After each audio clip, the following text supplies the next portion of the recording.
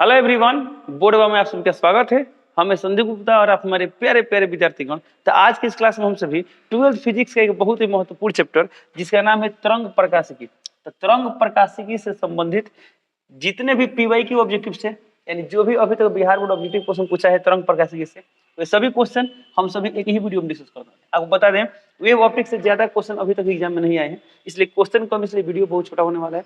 और आपको बता दें, इसमें का जो भी क्वेश्चन है, यदि आप चाहते हैं कि उसको आप और बेहतर से सीख पाए, तो इससे पहले आप जाकर तरंग प्रकाशिकी से रिलेटेड जो VBI ऑब्जेक्टिव क्वेश्चन का वीडियो बना है उसे देख ले और उसे कंप्लीट कर ले।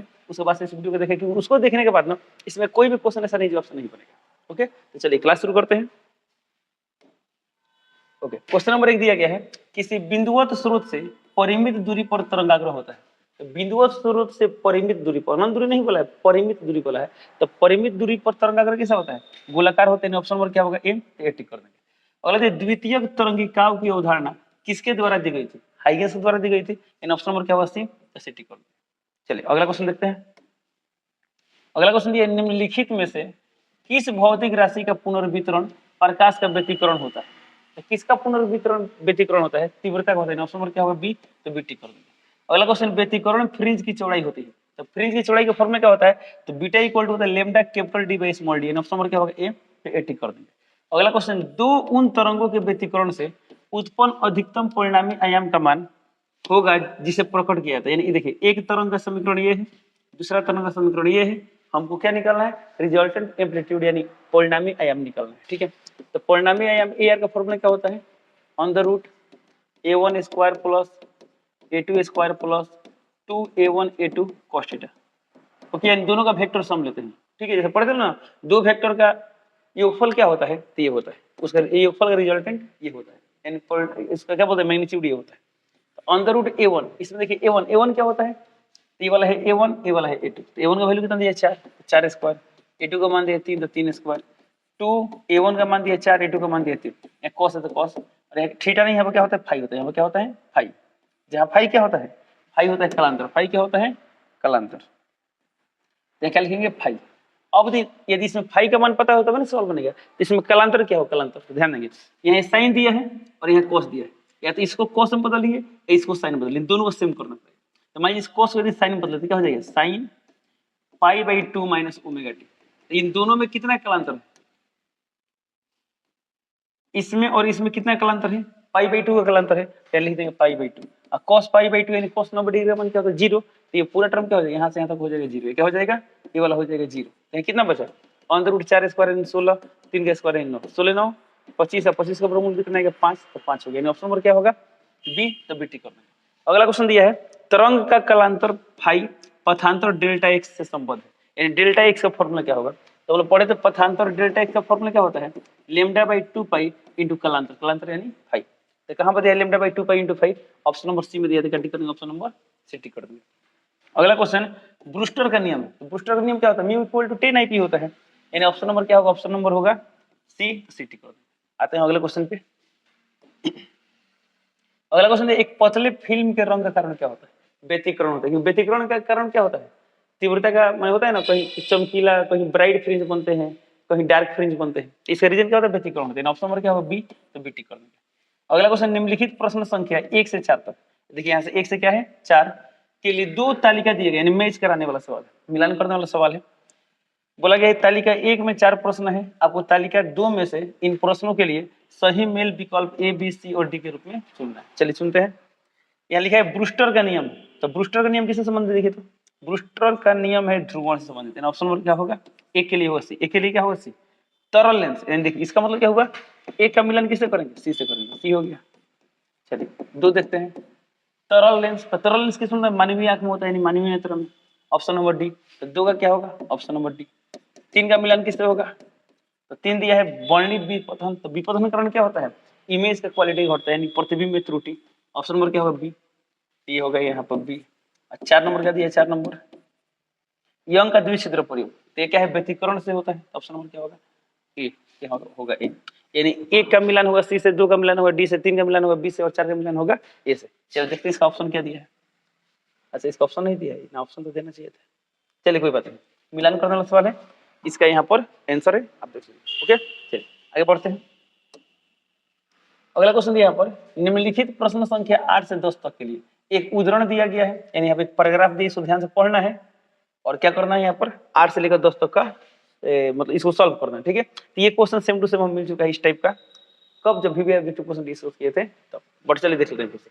उदाहरण क्या दिया है, दो तरंगे जिनका आयाम ए और बी, एक तरंग का आयाम दिया है ए, दूसरा तरंग का आयाम दिया है बी, एक दूसरे पर अध्यारोपित होती हैं, तो परिणामी आयाम ए का फॉर्मूला दिया under root A square plus B square plus 2ab cos pi. कुछ देर पहले देखे भी थे लोग, a1 square plus b1 square, a1 square plus a2 square plus 2a1 a2 cos pi. तो हम a1 a2 माने थे, अब a भी मान लिया, कोई दिक्कत नहीं है। फिर बोला गया है फेज नियतांक फेज नियतांक, और बोला तीव्रता आई आयाम के वर्ग के समानुपाती होता है। एक और बजान लीजिए, जो तीव्रता होता है, तीव्रता आयाम यानी एम्पलीट्यूड क्या होता है, वर्ग के समानुपाती होता है, ठीक है। और बोला है कि आई समानुपाती क्या होता है, ए स्क्वायर का मान क्या होता है, तो रूट इधर स्क्वायर हो जाएगा, यानी ए स्क्वायर को हमेशा ले सकते हैं, देखिए ऐसा ले सकते हैं। फिर यहाँ पर देखिए समपोषी व्यतिकरण में मैक्सिमम तीव्रता क्या होता है, ए प्लस बी का होल स्क्वायर होता है, न्यूनतम तीव्रता क्या होता है, ए माइनस बी का होल स्क्वायर होता है, ए माइनस बी का होल स्क्वायर होता है, ठीक है। चले तो बोला जहाँ ए और बी क्या है, ए और बी ध्यान देंगे, यह क्या है, आयाम, क्या है, आयाम है, ओके। दो काला संबद्ध स्रोत जिनकी तीव्रताओं का अनुपात 81:1 है, ध्यान देंगे। यानी इस क्वेश्चन में क्या दिया है, तीव्रताओं का अनुपात, यानी आपको दिया गया है I1 अनुपात I2, यानी I1 बटा I2 का मान दिया, कितना दिया है, 81/1, 81/1। अब आई होप ये फॉर्मूला को देखने की आवश्यकता नहीं है, क्योंकि फॉर्मूला को याद होना चाहिए, ठीक है। अब जो क्वेश्चन एग्जाम में आ रहे हैं उसमें उदाहरण टाइप का क्वेश्चन नहीं है, इसलिए आपको ये सब फॉर्मूला क्या होना चाहिए, याद होना चाहिए, ठीक है। चलिए तो यहाँ I1 अनुपात I2 दिया 81:1, तो इसमें देखिए क्वेश्चन क्या दिया गया है, व्यतिकरण पैटर्न में अधिकतम तथा न्यूनतम अनुपात क्या होगा, यानी अधिकतम तीव्रता और न्यूनतम तीव्रता का अनुपात क्या होगा। चलिए वो क्या निकालना है, आई मैक्सिमम बटा आई मिनिमम, ओके। अब आई मैक्सिमम फॉर्मूला क्या होता है, तो हम लोग पढ़े लो I1 plus I2 under root I1 plus under root I2 का होल स्क्वायर। ये फॉर्मूला कहाँ से आता है, तो आपको VBI ऑब्जेक्टिव का जो वीडियो बना था उसमें मिल जाएगा फॉर्मूला कैसे निकलता है। आई मिनिमम फॉर्मूला क्या होता है, under root I1 minus under root I2 का होल स्क्वायर। अब देखते हैं यहाँ पर अंडर रूट I1, तो I1 का वैल्यू कितना है 81, तो अंडर रूट 81 लिख देंगे, माइनस अंडर रूट I2 का मान कितना दिया 1, तो यहाँ लिख देंगे 1 बटा में अंडर रूट 81, यहाँ प्लस है तो प्लस देंगे, यहाँ माइनस है तो माइनस, यहाँ अंडर रूट 1, इस पर स्क्वायर पूरा क्या होल स्क्वायर लिख सकते हैं, कितना गया 81 का वर्गमूल 9, 1 का वर्गमूल 1, यहाँ कितना गया 9 माइनस 1, पूरा स्क्वायर कर देंगे, तो 9 1 10 और 9 में से कितना गया 8 स्क्वायर है तो स्क्वायर कर देंगे, कितना गया 5 दूना 10 4 दूना 8, यानी 5 5 25 और 4 14 16, यानी 25:16 कहीं दिया देखिए, तो ऑप्शन नंबर सी में दिया, क्या टिक करेंगे, ऑप्शन नंबर सी टिक करेंगे, ओके। चलिए अब आप यहाँ पर सोच सकते हैं सर I1 का मान 81 छोटी है, इसका मतलब यदि I1 81 होता है I2 का मान 1 होगा, यदि I1 का मान डबल करते ये भी डबल हो जाए, ठीक है। तब चाहते ही नहीं सर हम पूरा एग्जाम एग्जैक्टली सॉल्व करें, इसमें हम अनुपात में के मान लेंगे, के शामिल, यदि I1 का मान 81 के, I2 का मान क्या हो जाएगा 1 के, सिर्फ के हो जाएगा, इसमें क्या होगा के कॉमन होगा, इसमें भी के कॉमन होगा, पढ़ के खत्म हो जाएगा, फिर आंसर यही आएगा, ठीक है। ऑब्जेक्टिव सवाल इसलिए मैं से क्या करिए सॉल्व कर, चलते इसका आंसर क्या है, ऑप्शन नंबर सी। अगला क्वेश्चन दिया, दोनों स्रोत के प्रकाश तरंगों के आयाम का अनुपात क्या होगा, हमें क्या निकालना, आयाम का अनुपात, ध्यान देंगे। अब देखिए यहाँ पर सिंपल है, तीव्रता का अनुपात दिया है, एक मिनट कहाँ पर दिया है, यहाँ पर दिया है, यहीं से निकालते हैं, इसको हटाते हैं। देखिए यहाँ क्या दिया, तीव्रताओं का अनुपात दिया है, हमें किसका अनुपात निकालना है, आयाम का अनुपात निकालना, किसे निकालना, आयाम का, यानी आपको निकालना है A1/A2, तो बताइए रिलेशन क्या होता है इसमें, तो हम जानते हैं I समानुपाती होता है A स्क्वायर, क्या होता है A स्क्वायर। अब हमको I का मान दिया गया है, A निकालना है, तो स्क्वायर इधर है रूट हो जाए रूट, यानी हम लिख सकते हैं A समानुपाती अंडर रूट I, तो A1/A2 को हम क्या लिख सकते हैं अंडर रूट I1/I2, तो I1/A2 का मान कितना है 81/1, 81 का वर्गमूल 9, 1 का वर्गमूल 1, 9 अनुपात है, कितना आएगा इसका आंसर 9 अनुपात है, ऑप्शन नंबर क्या होगा, और इसका ऑप्शन नंबर होगा ए, तो 80 कर देंगे, ओके। चलिए अगला क्वेश्चन दिया गया यहाँ पर, महत्तम तीव्रता के लिए cos फाई का मान क्या होना चाहिए, तो महत्तम तीव्रता के लिए cos फाई का मान क्या होना चाहिए 1 होना चाहिए, ऑप्शन नंबर क्या होगा बी, तो बी टिक कर देंगे, ओके। चलिए चलते हैं अगले क्वेश्चन पे, देखते हैं क्वेश्चन नंबर 11 नंबर सवाल दिया है, व्यतिकरण की घटना के कारण है, ऑप्शन नंबर 1 कालांतर, बी आयाम परिवर्तन, सी वेग परिवर्तन, डी तीव्रता परिवर्तन, ओके। ये तो पता है कि व्यतिकरण के कारण क्या होता है, व्यतिकरण के कारण क्या होता है, तो क्या होता है तीव्रता में परिवर्तन, क्या होता है तीव्रता, यानी व्यतिकरण के फलस्वरूप क्या होता है तीव्रता में परिवर्तन होता है, कहीं डार्क फ्रिंज कहीं ब्राइट फ्रिंज बनते हैं, परंतु फिर व्यतिकरण क्यों होता है, इसका रीजन क्या है, तो चलिए व्यतिकरण में क्या होता है, समपोषी व्यतिकरण कब होता है, जब कालांतर क्या होता है पाई का समगुणज होता है, पाई क्या होता है समगुणज होता है, विनाशी व्यतिकरण कब होता है? जब कलांतर क्या होता है? पाई का विषमगुणज होता है। ओके, यानी कहीं ना कहीं कलांतर का भी पाई का समगुणज है, कभी पाई का विषमगुणज, यानी कलांतर बदल रहा है। इसका सही ऑप्शन क्या होगा? ऑप्शन नंबर ए होगा कलांतर, यानी कलांतर के कारण ऐसा होता है।